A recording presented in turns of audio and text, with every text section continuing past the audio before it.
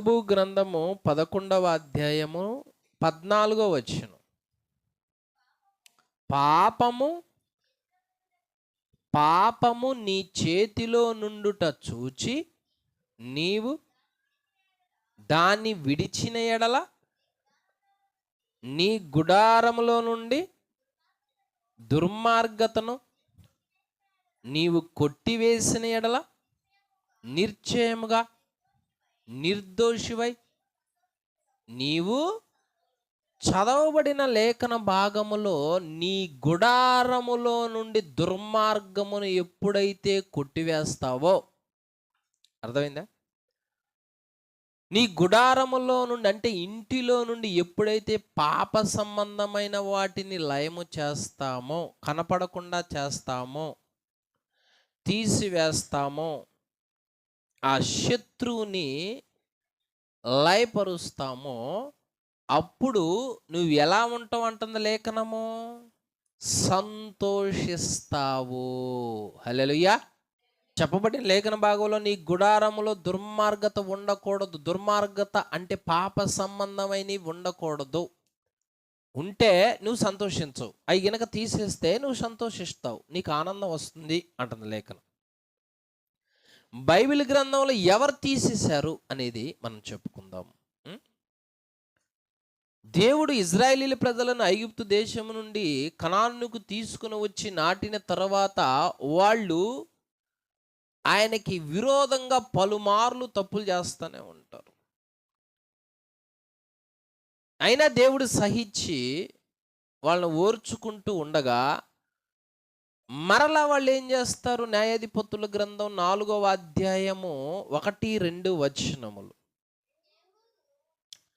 ఏహూదు మరణమైన తర్వాత ఇజ్రాయేలీలు యెహోవా దృష్టికి దోషులైరి గనుక వాళ్ళు ఏం చేస్తూ ఉన్నారు అంటే, దేవుడు కనికరపడే కొద్దీ, క్షమించే కొద్దీ, కృప చూపే కొద్దీ మళ్ళీ మళ్ళీ మళ్ళీ మళ్ళీ తప్పు చేస్తూనే ఉన్నారు. దేవుడు చూసి చూసి చూసి చూసి ఈసారి ఏమి చేసినాడో, హాసోరులో ఏలు కనాను రాజైన యాబీను చేతికి, చూసావా ఎవరి చేతికి అప్పగించినాడు దేవుడు? యాబీను చేతికి. హాసోరులో ఏలు యాబీను చేతికి వారిని అప్పగించు. ఎన్ని సంవత్సరాలు బాధ పెట్టినాడంట? 3వ వచనం, 20 సంవత్సరములు. చూసావా, దేవునికి విరోధంగా అతిక్రమించారు, పాపం చేశారు గనక దేవుడు వాళ్ళకు బుద్ధి రావడానికి హాసోరు రాజైన యాబీని చేతికి 20 సంవత్సరాలు అప్పగిస్తాడు. ఈ 20 సంవత్సరాలు వాడు ఏం చేస్తాడంటే కఠినంగా బాధ పెడతాడు. కఠినంగా బాధ పెట్టిన తర్వాత వాళ్ళు ఏం చేశారంట? ఇజ్రాయేలీలు యెహోవాకు మొర్ర పెట్టారు. అప్పుడు బుద్ధి వచ్చింది, ఏడుస్తున్నారు. ఎన్ని సంవత్సరాలకి? 20 సంవత్సరాలకి ఏడుస్తున్నారయ్యా, పొరపాటు అయిపోయింది, తప్పు అయిపోయింది, మేము తప్పు చేశాం, నీ దృష్టికి పాపము చేశాం, మమ్మల్ని క్షమించు అని ప్రార్థన చేస్తూ మొరపెడుతూ ఏడుస్తూ బ్రతిమలాడుతున్నప్పుడు దేవుడు ఆ కాలమున ఇజ్రాయేలీల ప్రజలకు దెబోరా అనే న్యాయాధిపతి ఉన్నది. ఆమెని పురికొలిపి ఆమెను రేపి బారాకు అనే ఒక బలవంతుణ్ణి ఏర్పాటు చేసి, ఇక హాసోరు రాజు అయిన సీసెరా అనగా హాసోరు రాజు కింద ఉన్న సేనాధిపతి అయిన సీసెరాతో యుద్ధము చేపించుద్ది. యుద్ధము చేపించినప్పుడు అమ్మా ఎవరు గెలుస్తారు అంటుంది లేఖనము. చూడక్కడ న్యాయాధిపతుల గ్రంథము 4వ అధ్యాయము 15వ వచనం.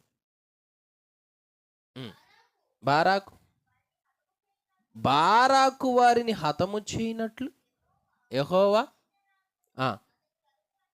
అతని రథములన్నిటినీ అతని సర్వసేనను కలవరపరచగా సీసెరా తన రథము దిగి పారిపోయిండు.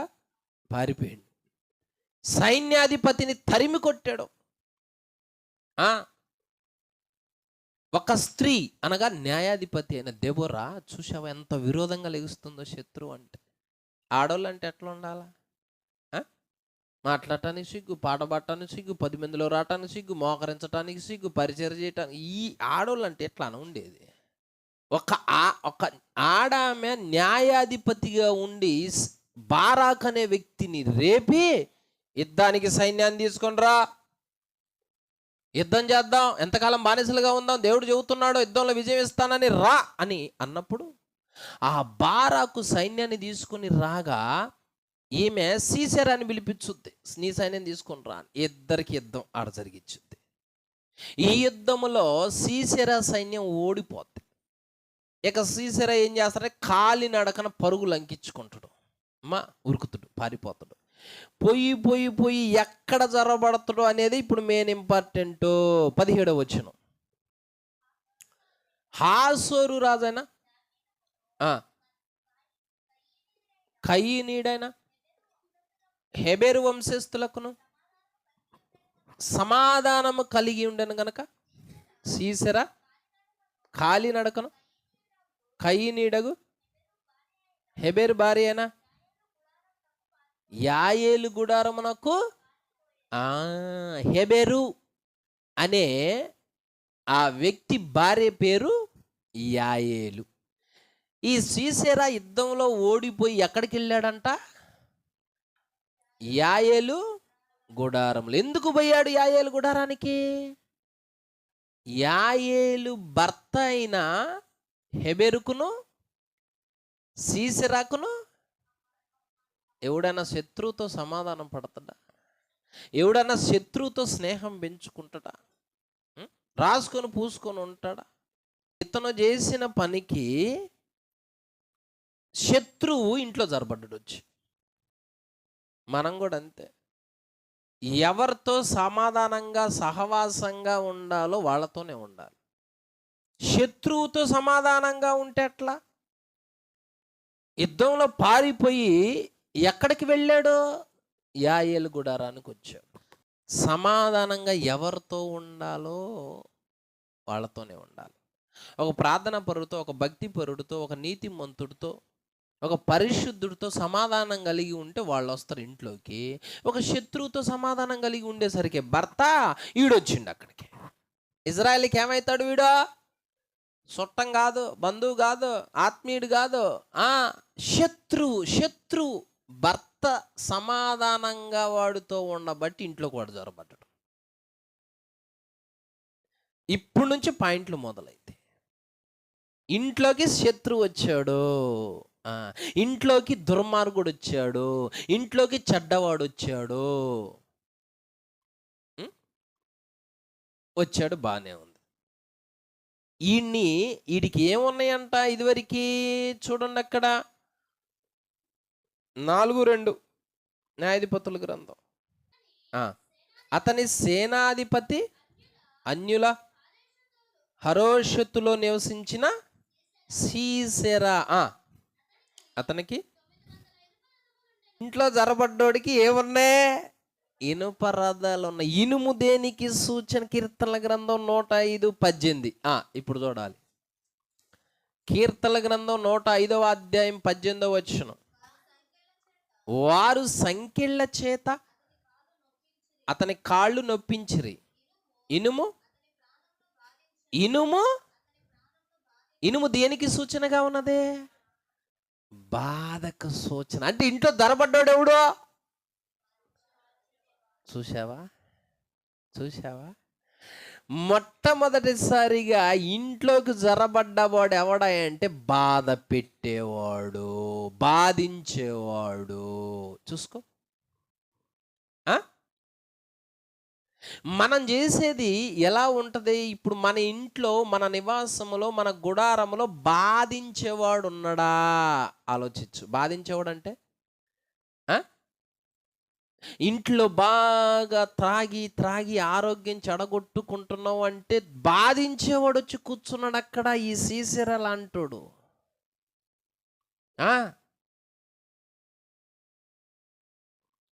ఇంట్లో కొట్లాట్లు, ఇంట్లో రక్తపాతాలు, ఇంట్లో వ్యర్థమైన ఈ చూడటాలు, ఇవన్నీ ఏంటి అంటే బాధించేవాడు వచ్చాడు అక్కడికి.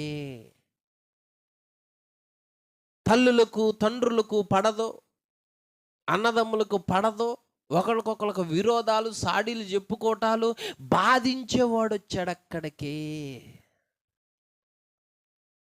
ఏంటనుకున్నా మరి ఈరోజు ఇళ్ళు ఎలా ఉన్నాయి? ఇంట్లో దేవునికి విరోధంగా సొనుగుళ్ళు గొనుగుళ్ళు బాధించేవాడు వచ్చాడు అక్కడికి. ఎన్ని కుటుంబాలలో ఈరోజు ఇలా ఉందో తెలుసా? ఆ కుటుంబంలో సంతోషం ఉందా? ఆ కుటుంబంలో ఆనందం ఉందా? ఎప్పుడు దుఃఖము, ఏడుపు, బాధ, వేదన ఇదే ఉన్నదే. ఇదే కొట్లాట్లు, ఇదే కక్షలు, ఇదే అసూయలో.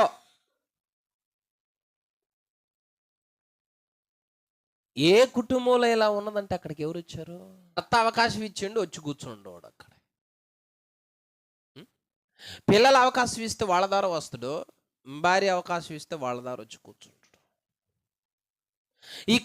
ఇలా కన్ను నిద్ర లేకుండా బాధపడుద్ది, ఇలా శరీరము నిద్ర లేకుండా బాధపడుద్ది. మరి అంతే, మరి రాత్రి పోగులు సెల్లులు టీవీలు చూసుకుంటా ఉంటే శరీరం బలహీనపోయి, బక్క చిక్కిపోయి, కంటి చూపు మందగిల్లిపోయి, ఆరోగ్యం దెబ్బతింటుందంటే బాధించేవాడు అక్కడికి వచ్చి కూర్చొని నానా విధాలుగా బాధిస్తున్నాడు, నానా విధాలుగా వేధిస్తున్నాడు, ఇబ్బంది పెడుతున్నాడు. దుష్టుడు లక్షణం, శత్రువు లక్షణం సంతోషంతో ఆనందంతో మనల్ని ఉంచాలని కాదు. మనం ఎప్పుడు బాధను అనుభవించాలి, మనం ఎప్పుడు దేవునికి విరోధంగా నడవాలి, మనం కుప్పకూలిపోవాలి. మన ఇంట్లో ప్రార్థన వినపడకూడదు, భక్తి వినపడకూడదు, పరిశుద్ధత ఉండకూడదు. ఆ ఇల్లు దెయ్యాలకు నిలయంగా ఉండాలి.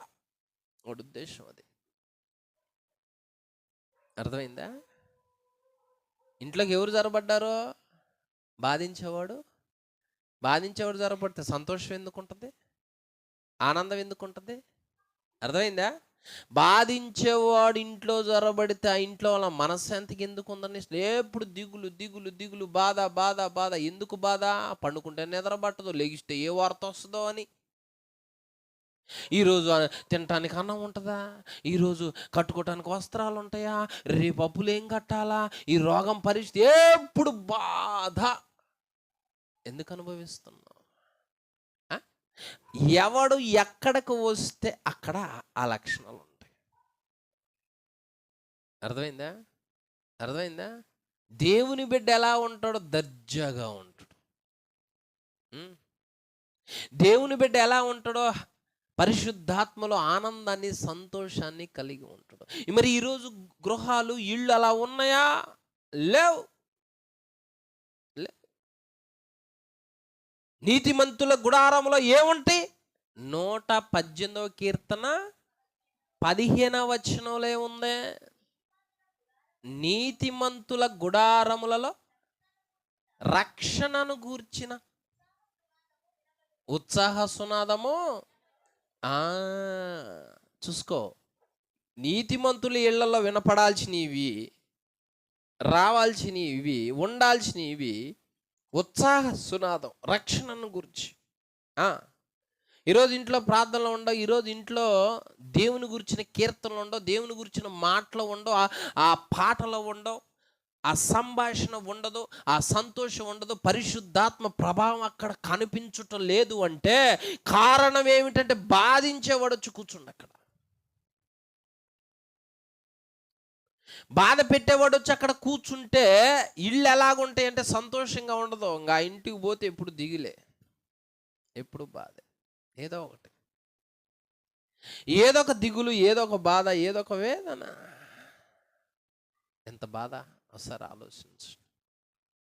మన ఇంట్లో ఏం ఉండాలని దేవుడు కోరుకుంటున్నాడో, మన ఇంట్లో ఏం రావాలని దేవుడు కోరుకుంటున్నాడో. అపోస్తులైన పౌలు గారిని దేవుడు దర్శించిన తర్వాత ఎక్కడున్నాడో ఆయన? యూదా అనే వాని ఇంట ఉన్నాడు. అపోస్తుల కార్యములు 9వ అధ్యాయము 17వ వచనం. ఆ ఇంట ప్రవేశించి అతని మీద చేతులుంచి, సౌలా సహోదరుడా,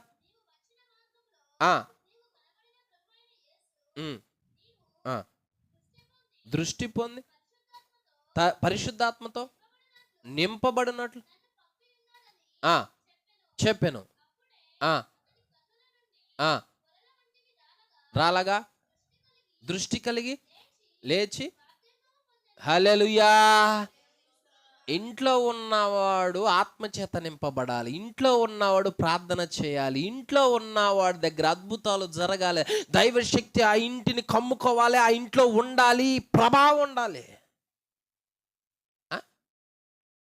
మన అతిక్రమం ద్వారా, మన తెలివి తక్కువ తనం ద్వారా ఇంట్లోకి ఎవడు వచ్చిండు? బాధ పెట్టేవాడు వచ్చి. మరి చెడ్డ స్నేహితుని రప్పించినావు అనుకో, ఈడేం చేస్తాడు? పురులు పెడతాడు వచ్చి. షడ్డుని రప్పిస్తే వాడు షెడేజ్ నేర్పుతాడు అక్కడ. పక్క షడ్డు మాట్లాడామని తీసుకొచ్చినావు అనుకో, అక్కడేం చేసి బాధ పెట్టే చెప్పుద్ది అక్కడ. ఏదో ఒక ఆలోచన చెప్పుద్ది, ఏదో ఒక అనుమానం కలిగే చెప్పుద్ది, ఏదో ఒక చెడు చెప్పిద్ది. ఇక ఇన్నాక నుంచి బాధ. కాబట్టి యూదా అనే వాడి ఇంట్లోకి ఎవరు వచ్చారో? ప్రవక్త వచ్చాడు. భక్తిపరుడు వస్తే ఆత్మచేత నింపబడతారు, భక్తిపరుడు వస్తే అద్భుతం జరుగుద్ది. వ్యర్థమైనోడు వస్తే వ్యర్థమైనోడు వస్తే ఏం జరుగుద్ది? బాధ పెట్టడం జరుగుద్ది. కనుక యాయేలు ఇంట్లోకి వచ్చిన వాడు సీసెరా. ఈ సీసెరా మొదట లేఖనం ఏమంటుందంటే ఇతడు బాధ పెట్టేవాడు అంటుంది.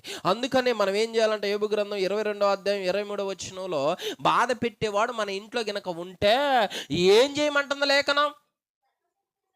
సర్వశక్తుని వైపు నీవు తిరిగిన ఎడల నీ గుడారములో నుండి దుర్మార్గమును చూసుకో, దూరముగా తొలగించిన ఎడల అభివృద్ధి. అది ఎప్పుడైతే నువ్వు దూరంగా తొలగిస్తావో, తీసివేస్తావో, కాదనుకుంటావో, లయము చేస్తావో, చంపుతావో, అభివృద్ధి ఎప్పుడు? అప్పుడు నుంచి ఉంటుందంటాం అభివృద్ధి. అప్పుడు నుంచి ఎదుగుతావు. పాటల్లో, ఆరాధనలో, వాక్యములో, పరిశుద్ధతలో, భక్తిలో, పరిచర్యలో నువ్వు అభివృద్ధి చెందుతావు. మనం అభివృద్ధి చెందకుండా ఉండటానికి కారణం ఏమిటంటే గుడారములలో బాధ పెట్టేవాడిని తెచ్చిపెట్టుకోవటం. అర్థమైందా? అది నువ్వు ఎప్పుడైతే దూరంగా నెట్టివేస్తావో నీకు అప్పటి నుంచి అభివృద్ధి అంటుంది అక్కడ లేఖనం. కాబట్టి ఇక నుంచి అయినా దాన్ని ఏం చేయాలంటే మనం కొట్టేయాలా, తీసేయాలా. అర్థమైందా? ఇది మొదటిది.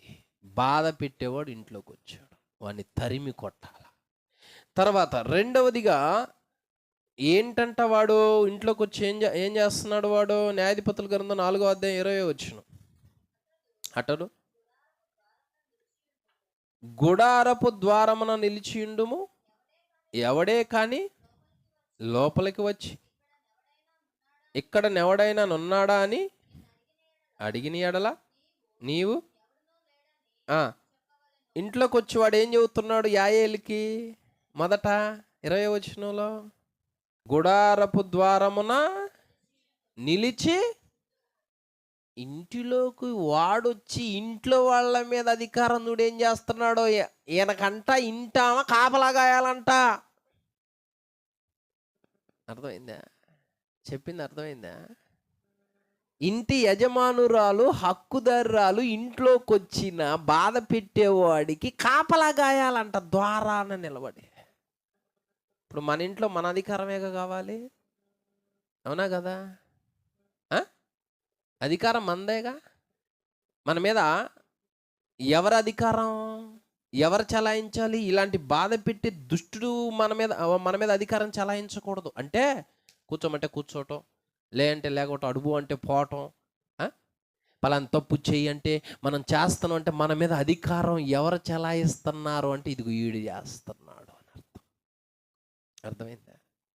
ఈరోజు నరుడు చేసే ప్రతి విరోధమైన తప్పు, పాపము, అధికారము దుష్టుడు చలాయిస్తున్నాడు అని అర్థం. అంటే వాడి చెప్పు చేతల్లో మనం ఉన్నాం.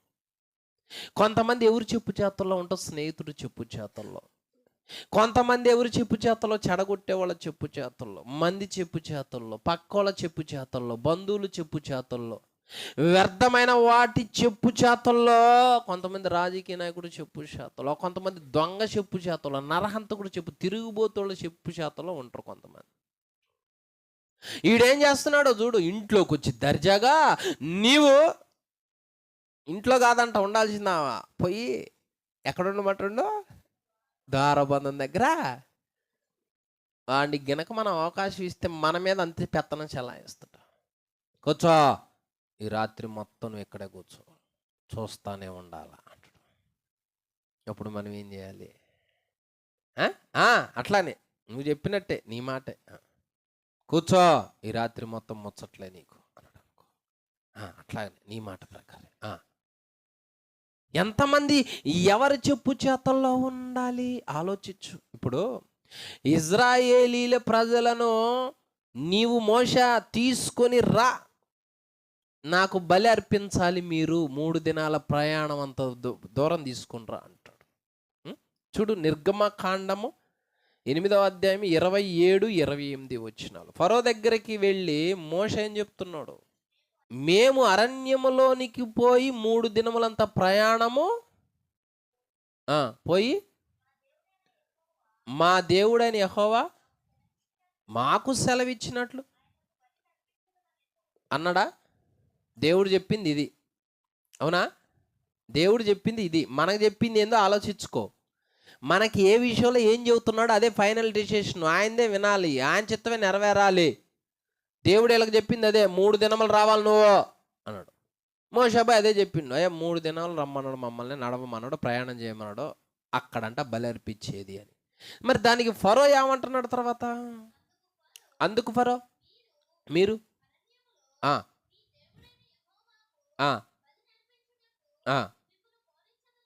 పోనిచ్చేదను కానీ అడిగిపోవద్దు.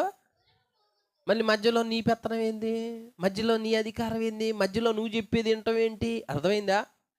సాతానుగాడు ఏమంటాడంటే, ప్రార్థన చేసుకో కానీ ఎక్కువసేపు చేయొద్దు, బైబిల్ చదువు కానీ ఎక్కువసేపు చదవద్దు, మందిరానికి పో కానీ అప్పుడప్పుడు పో, పరిచర్య చేయి కొంచెం కొంచెం చేయి, పాటలు పాడు, ఎక్కువ లోతులోకి వెళ్ళపోవద్దు, ఏదో ఇంపుకు పాట. అడు చూడు ఏం చెప్తున్నాడు. ఎవరి అధికారంలో ఉండాలి, ఎవరు మన మీద పెత్తనం చలాయించాలి? లేఖన ప్రకారము సామెతల గ్రంథం 3:6, మన త్రోవలో సరళంగా ఉండాలి అంటే మన ప్రవర్తన మీద ఎవరి అధికారం ఉండాలి? అవునా?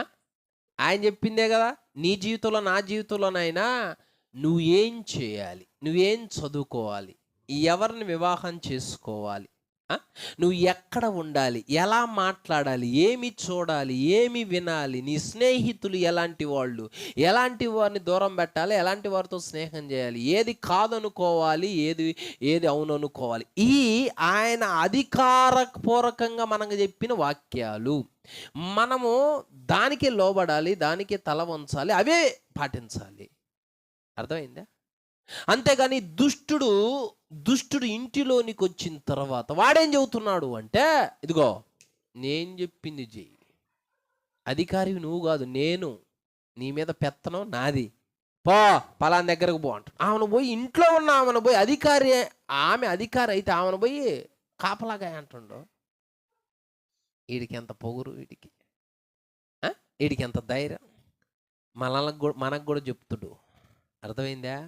మనకు కూడా ఏమంటాడో, వాడి ఇంట్లోకి వస్తే ఏమంటాడు మనల్ని, ఇదిగో నువ్వు పలానా దగ్గరకు పో, పలానా తప్పు చేయి, పలానా దగ్గరకు పో, పలాన్ని చేయి, నేను చెప్పినట్టు విను. ఫరో అంటున్నాడు దూరం బావద్దో అంటున్నాడు, దేవుడేమో 3 దినములంత దూరం బావాలి మీరు అంటాడు, వాడేమంటున్నాడు దూరం వద్దు అంటాడు.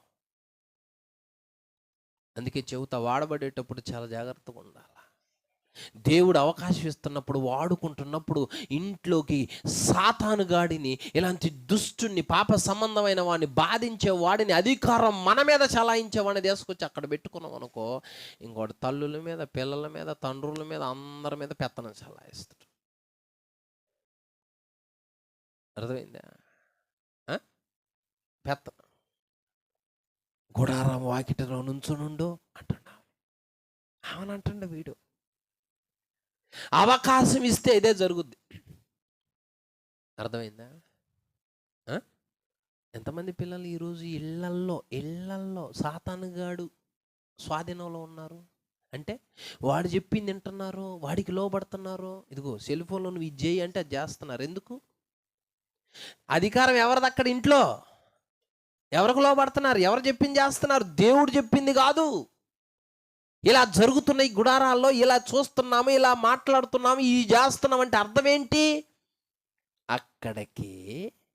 అక్కడికి దుష్టుడు వచ్చాడు. అక్కడికి ఈడు వస్తే మొదట బాధిస్తాడు, రెండవదిగా అధికారం చలాయిస్తాడు.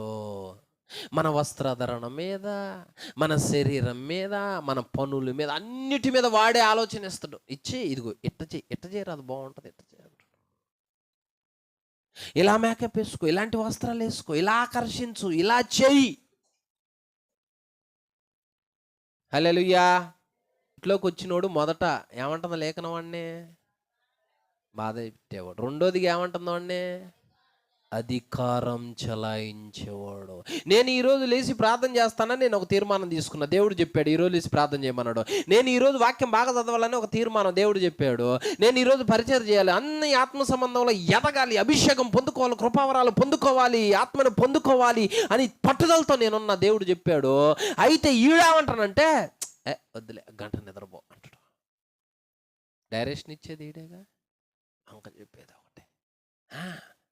అంక చెప్పి హాయిగా పండుకో, హాయిగా టీవీ చూడు, హాయిగా సెల్ ఫోన్ చూసుకో, హాయిగా చాటింగ్ చేసుకుంటూ ఉండు. అర్థమైందా? ఇంట్లో ఎవడు అధికారం పనిచేయాలా? దేవుని అధికారం పనిచేయాలా. నీ ప్రవర్తన అంతటి మీద ఆయన అధికారమునకు, దేవుని అధికారం పనిచేస్తే ఎందుకు చేస్తాం మనం? ఇలాంటి వాడికి చోటిస్తే, అవకాశం ఇస్తే, దేవుని సన్నిధిలో ఉండాల్సిన బిడ్డ ఇంట్లో ఉండి తప్పులు చేస్తూ ఉంటాం. ఇప్పుడు ఆలోచించండి, మనంత ప్రవర్తన మీద అధికారం దేవుని వాక్యానిదా లేకపోతే ఈడిదా? ఈ సీసరదా? దేవుని వాక్యానిదే అధికారం, ఫైనల్ డిసిషన్. ఆ చట్టానికి, ఆ వాక్యానికి, లేఖనాలకే మనం లోబడతామా అన్నట్లయితే నాకు ఎప్పుడు అబద్ధం చెప్పకూడదు. నీ ప్రవర్తన అంతటి మీద ఆయన అధికారానికి ఒప్పుకుంటే నీ మార్గం సరళంగా ఉంటుంది. ఎలాంటి వాడు వచ్చినా, డబ్బు అధికారం వచ్చినా, లోక ప్రేమలో వచ్చినా, శరీరాశలో వచ్చినా, చెడ్డ స్నేహాలు వచ్చినా, మలినం వచ్చినా నేను సరళం చేస్తా పో అంటున్నాడు దేవుడు. కానీ ఈయన తీసుకొచ్చి ఇంట్లో పెట్టుకున్నాం అనుకో, ఏం చెబుతారు? తల్లిదండ్రులు కూడా అబద్ధమే చెబుతారు. మరి ఈ రోజుల్లో పిల్లలు వాడే చెబుతుండు, వాడే ఎట చెప్పు, ఎట తప్పించుకో, చెప్పేది వాడే, ఆలోచన ఇచ్చేది వాడే, తప్పు చేపించేది వాడే. ఇదిగో ఎట చెప్పి తప్పించుకో. అర్థమైందా? చాలా ఉంది ఇక్కడ చెప్పాలంటే సబ్జెక్ట్. ఈ రోజుల్లో పిల్లలు చేస్తుంది, ఇంట్లో తల్లిదండ్రులతో ఏం మాట్లాడుతున్నారు వాళ్ళు? అమ్మా, ఆ సాతానుగాడిచ్చే ఆలోచనల మీద ఆధారపడి నడుస్తున్నారు. కానీ దేవుని బిడ్డ అలా ఉండటం దేవునికి ఇష్టం లేదు. దేవుడి అధికార వాక్యం, లేఖనానికి లోబడిన వ్యక్తి ఎలా ఉంటుందంటే సరళంగా ఉంటుంది. అతని మార్గం సరళంగా చక్కగా నడుస్తాడు. అలా నడిచే బిడ్డలుగా మనం ఉండాలి. హల్లెలూయా. గుడారంలోనికి మొదటిగా వచ్చినోడు ఏమంటుందో లేఖనం అంటే బాధ పెట్టేవాడు. రెండవదిగా మన మీద అధికారము, పెత్తనము చలాయించేవాడు వచ్చాడు. రెండు. కాబట్టి ఇప్పుడు మనం ఎవరు అధికారం కింద ఉన్నో జాగ్రత్తగా గమనించండి. ఇక మూడవదిగా అదే వచనం చదవండి. అతడు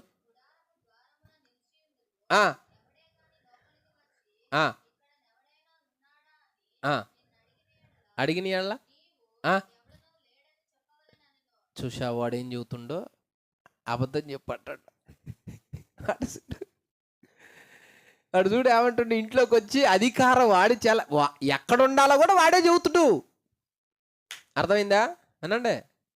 ఎక్కడ ఉండాలో వాడే చెబుతుడు, ఏం మాట్లాడాలో వాడే చెబుతుండు. ఏమంటానంటే ఇదిగో ఇంట్లో ఎవరు లేరని చెప్పు అంటున్నా. ఇంటాగి ఎరా ఎవడురా నువ్వు నా ఇంట్లోకి వచ్చి నన్ను ఆడున్నామంటో, ఎవరన్నా వస్తే ఎవరు లేరని చెప్ప, అసలు ఎవడురా నువ్వు అనొద్దా? మరి ఇంట్లోనే అబద్ధం ఆడితే, ఇలాంటి వాడు వస్తే అంతే అబద్ధాలు ఆడేస్తాడు. ఇలాంటి వాడికి ఇంట్లో చోటిస్తే అంతే అబద్ధాలు ఆడేస్తాడు. ఈరోజు ఎన్ని ఇళ్లల్లో ఇలాంటి అబద్ధాలు ఉన్నాయి, ఎన్ని ఇళ్లలో ఇలాంటి అబద్ధాలు మాట్లాడుతున్నాం, ఎన్ని ఇళ్లలో ఇలాంటి అబద్ధాలు కార్యాలు జరుగుతున్నాయి. నిర్గమకాండం 23వ అధ్యాయం 7వ వచనం. నిర్గమకాండం 23వ అధ్యాయం 7వ వచనం. చాలు. దేవుడు ఏమంటున్నాడు? అబద్ధమునకు దూరముగా ఉండు అని దేవుడు చెబుతున్నాడు. ఎందుకంటే దేవుడికి అబద్ధం అంటే ఇష్టం ఉండదు, అబద్ధం అంటే అసహ్యం, అబద్ధం అంటే కోపం దేవుడికి. మరి సాతాను గాడు వాడేమంటున్నాడంటే, ఎవరు ఎవరు లేరని చెప్పు. మనం కూడా ఎన్ని అబద్ధాలు ఆడతాం దేవుని దగ్గరకు వచ్చేసరికి. దేవుని విషయాలలో ప్రార్థనకి ఎందుకు రాలేదు, దేవుడి దగ్గర దాచకూడదు. అబద్ధం ఎవరిని మోసం చేసుకుంటున్నా మనమే మోసం చేసుకుంటాం. అర్థమైందా? బాగా పాటలు పాడుతున్నాం, బాగా ఎదుగుతున్నాం, ఒక రేంజ్లో ఉన్నావు, నీకు మంచి అభిషేకం ఉంది, ఎదుగుని ఎంకరేజ్ చేస్తున్నప్పుడు ఎదుగు. మధ్యలో ఈడు పిచ్చి వేషాలు వేయటానికి ఈడు కొన్ని కల్పిస్తాడు మనకి, అది వద్దులే, ఇజ్జేయి తప్పించుకోవటానికి. అబద్ధం ఆడు. అబద్ధం ఆడి ఎవరిని మోసం చేసుకుంటున్నావు? ఎవరిని మోసం చేసుకుంటున్నావు? ఈ 12 మందిలో ఉన్న ఒకడు ఎలాంటి కృపను పోగొట్టుకున్నాడు అనుకున్నాడు? డబ్బు కోసం పరిగెత్తి ఉరి పెట్టుకొని చచ్చిపోయిందట. 3-4 సంవత్సరాలు ఉన్నాడో, కష్టపడ్డాడో, తిరిగి నన్ని చేసిండు, చివరికి వచ్చేసరికి ప్రాణం పోయింది, పోగొట్టుకున్నాడు. అర్థమైందా? సత్యము నిజము చెప్పటం నేర్చుకోవాలి. ఎందుకో తెలుసు? అబద్ధము చెప్పితే, ప్రకటన గ్రంథం 21వ అధ్యాయం 8వ వచనం. 21:8. పిరికివారును, అవిశ్వాసులను, అసహ్యులను, నరహంతకులను, వ్యభిచారులను, మాంత్రికులను, విగ్రహారాధికులను చూసుకో. అబద్ధికులందరూ అగ్ని గంధకములతో మండు గుండములో. చూశావా? అబద్ధికులందరూ. ఇప్పుడు వాడు ఇంట్లోకి వచ్చి ఏం చెబుతున్నాడు? చూడు, ప్రార్థనకి ఎందుకు రామంటారు? నైట్ మొత్తం టీవీ చూసి, నేను రాత్రి ఒంట్లో బాగాలేదులే అని అబద్ధం చెబితే ఎవరిని మోసం చేసుకుంటున్నావు? నాకు అర్థం కాల. అగ్నిగుండం అంట. అబద్ధం ఆడే వ్యక్తికి అగ్నిగుండం. నేను ఎంకరేజ్ చేస్తుంటే, దేవుడు ఎంకరేజ్ చేస్తుంటే, పరిశుద్ధాత్మని ఇస్తే, మంచి కృపల్ని ఇస్తే, ఈ ఎదుగు ఘనపరచబడి ఒక రేంజ్లోకి రావాల్సిన ఈ సమయంలో ఏనండి, ఆత్మబలాన్ని పొందుకొని, ఒక పేరు ప్రతిష్ఠతలో ఒక అభిషేకాన్ని పొందుకొని, దేవుని కొరకు వాడబడి రగిలి మండాల్సిన ఈ సమయంలో అబద్ధాలు చెప్పటం నేర్చుకుని, అబద్ధాలకు అలవాటు పడి, అబద్ధాలు చెప్పుకుంటూ, అబద్ధాలు ఆడుకుంటూ వచ్చావనుకో, లైఫ్ ఏమైపోద్ది అంటే చివరికి అగ్నిగుండానికి వెళ్ళిపోద్ది. స్నేహితుల మధ్య అబద్ధాలు చెప్పకూడదు, దేవుడి దగ్గర అబద్ధాలు చెప్పకూడదు, తల్లిదండ్రులకు అబద్ధాలు చెప్పకూడదు, సత్యం మాట్లాడటం నేర్చుకో. అర్థమైందా? ఇంట్లో ఉన్న వాణ్ణి మేడగది మీద ఉన్న 12 మంది శిష్యుల్లో ఒకడై ఉన్న యోధాని అక్కడ ఉన్నవాడిని బయటికి లాగేసిండు సాతానుగాడు. వెళ్ళిపోయిండు. అందరూ అక్కడ ఉంటే అక్కడ బయటికి వెళ్ళిపోయిండంట. వెళ్ళిపోయినోడు తిరిగి రాలా, చచ్చిపోయాడు. వెళ్ళిపోవటం యేసుక్రీస్తు వారిని పట్టి ఉరి పెట్టుకొని చచ్చిపోయాడు, పట్టించి. అర్థమైందా? ఆలోచనలు ఇవన్నీ లోకపరంగా ఆలోచించు. వాళ్ళు లోకస్తులు, వాళ్ళు అలాగనే, వాళ్ళ పెంపకాలు అలాగనే, వాళ్ళు అలాగనే వదిలేస్తారు పిల్లల్ని. కోరినంత డబ్బులు ఇస్తారు, కావాల్సిన ఇస్తారు, ఫ్యాషన్ ఎక్కడికైనా పంపిస్తారు. కానీ మన మీద అధికారం ఎవరో? నాకు ఈ దేవుడు అనుమతి లేదు, నాకు ఏ దేవుడు ఇది చెప్పలేదు, నాకు ఇది వద్దు అనాలి. అది ఎంతదైనా సరే. అంతేగాని వాళ్ళు ఏమట్టున్నారు, నేను ఎట్టున్నారు, ఎప్పుడు ఈ ప్రార్థనని తప్పించుకుందాం అబద్ధాలు ఆడుకుంటా వెళ్ళిపోయినావు అనుకో, చివరికి మన గతి ఏమైపోద్ది ఆలోచించు. అర్థమైందా?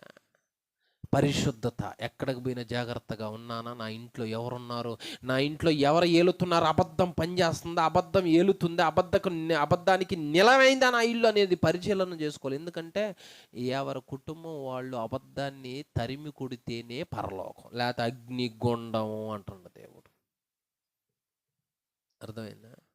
ఆ అబద్ధాలను చూచి నమ్మి ఇదే ఇదే నిజం అనుకొని ఇంట్లోకి వచ్చి అబద్ధాన్ని మాట్లాడుతూ చేస్తా ఉన్నాం అనుకో, చివరికి మనం దక్కేది అగ్నిగుండం అంట. అర్థమైందా? ఈ మూడు విధాలైన పాపాలు ఇంట్లోకి జరబడ్డాయి వాడి ద్వారా. ఆ ఇంటాం ఎలా అంటాం అనుకున్నాం? గొనిగేది కాదు, సునిగేది కాదు. ఆ ఇంటాం ఎలా అంటాం అనుకున్నాం? గొనిగేది కాదు, సునిగేది కాదు. దైవజనుల మీద ఆక్యంలో మంచి గ్రిప్పు పట్టున్నాం అంటే రోషం కలిగినవా, చెయ్ ఇలాంటి నా ఇంట్లో ఉండకూడదు. డెసిషన్. ఇలాంటి బాధ పెట్టేవాడు, ఇలాగ అధికారం మా మీద చలాయించి చెడగొట్టేవాడు, లేఖనం మా ద్వారా అబద్ధం ఆడిచ్చేవాడు నా ఇంట్లో ఉండకూడదు అనే ఈ చేత్తో సుత్తే, ఈ చేత్తో ఒక మేకు పట్టింది, ఆడేమో నిద్రపోతాడు. అక్కడ ఏం చేసిందో చూడండి. అక్కడ 21వ వచనం. పిమ్మట హెబెరు భార్య అనే యాయేలు గుడారపు మేకు తీసుకుని సుత్తె చేత పట్టుకుని అతని యొద్దకు మెల్లగా వచ్చి కలిగి ఉండగా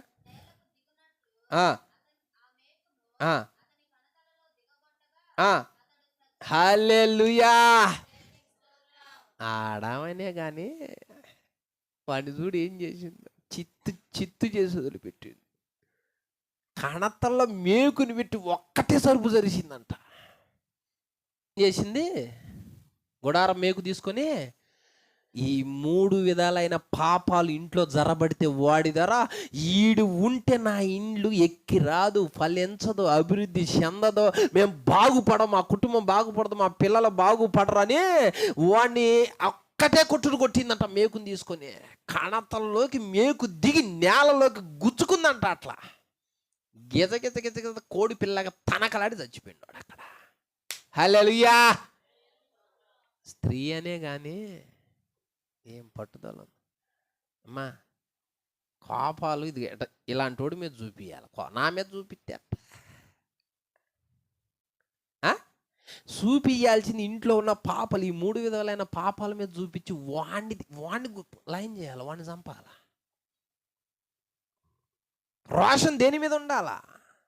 పట్టుదల దేని మీద ఉండాలా? లేఖనం చెబుతున్నప్పుడు చెయ్యి, ఈ రోజు నుంచి నాలో ఇలాంటివి ఉండకూడదు. ఏమెందుకు కొట్టింది అట్లా? వాక్యం తెలుసు, దేవుడు ఎవరో తెలుసు, ఇలాంటివి ఉంటే నా కుటుంబం పాడైద్దని తెలుసు కాబట్టి వాడిని చంపేసింది. ఇల్లు ఎట్టుంటాయో తెలుసా? పరిశుద్ధులు ఇల్లు ఎలా ఉండాలి? చక్కగా నీట్గా ఉండాలి. బూజు బట్టి చెడిపోయి ఆ ఇల్లు ఎట్టుంటుందంటే దెయ్యాలకు నిలయంలాగా ఉంటుంది. ఆ పిల్లలకి ప్రార్థన ఉండదు, ఆ పిల్లలు ప్రార్థన చేయరు, ఆ పిల్లల భక్తి అసలు బైబిల్ తెరవరు. ఎవరు వచ్చి కూర్చున్నారంటే సీసరా వాడొచ్చి కూర్చుంటే అదే పరిస్థితి.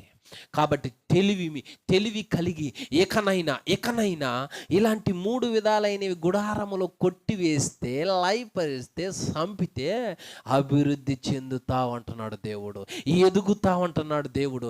గొప్పోళ్ళు అవుతారు ఆ పిల్లలు, ఆ కుటుంబీకులో ఆశీర్వదించబడతారు. దేవుని పిల్లలంటే ఇది ఇలా ఉంటారు. దేవుని పిల్లలంటే ఇంట్లో వాళ్ళు చూడు ఎలాగున్నారో, వాళ్ళ మీద ఎలాంటి సాతానుడి అధికారం లేదు, వాళ్ళు ఎలాంటి అబద్ధాలకి లొంగరో. ఆ కుటుంబంలో సంతోషం, ఆనందం, హ్యాపీ. గంజినీళ్ళు తగిన బలి ఉన్నారా వాళ్ళు. అరే వాళ్ళకి విలువైన వస్త్రాలు లేవు కానీ హ్యాపీ, మనసు ఎంత సంతోషంగా ఉన్నారు. ఎట్లా వచ్చిందా అంటే ఈ మూడు విధాలైన పాపాలను లేకుండా చేయటం వలన. ప్రతి ఇంట్లో యాయేలు లాంటి భక్తి పరులు, రోషం కలిగిన వాళ్ళు లెగిస్తే సీసెరా లాంటి వాళ్ళు పడిపోతారు. అట్లా తలలో పగలగొట్టబడతాయి. అట్లా ఆ కుటుంబం వెలుగుతూ ఉంటుంది. దేవుడు దీవిస్తాడు. అందుకనే యాయేలు దీవెన నొందునుగాక అంటాడు దేవుడు. చూడు అక్కడ 5:24 కయీనీడైన హెబెరు భార్య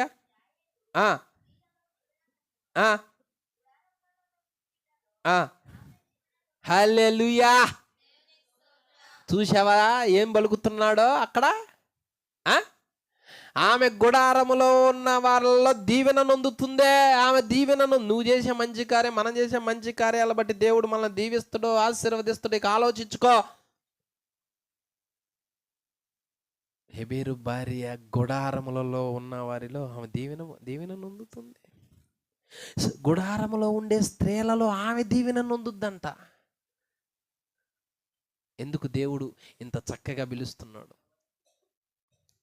ఎందుకు దేవుడు ఇంత ప్రేమతో పిలుస్తున్నాడు? ఇంత కనికరంతో పిలుస్తున్నాడు?